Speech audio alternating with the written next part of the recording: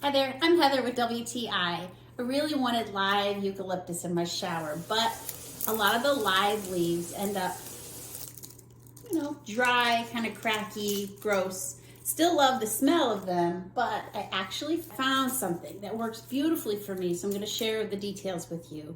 Check out the difference.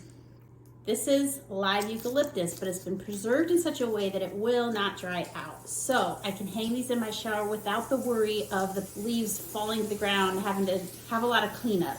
I love the fresh smell, and if you have them in the steamy shower, they tend to keep that smell a little longer than if you let them dry in the sun. They're exactly what I wanted. If you're sick of your eucalyptus falling apart and being dry, or maybe you're like me and you have a hard time keeping the live ones alive, this is the next best thing. Try these dried and preserved ones. They smell fantastic. They look even better. They're exactly what we hoped, nice and flexible and still maintain that amazing freshness. That's my point of view.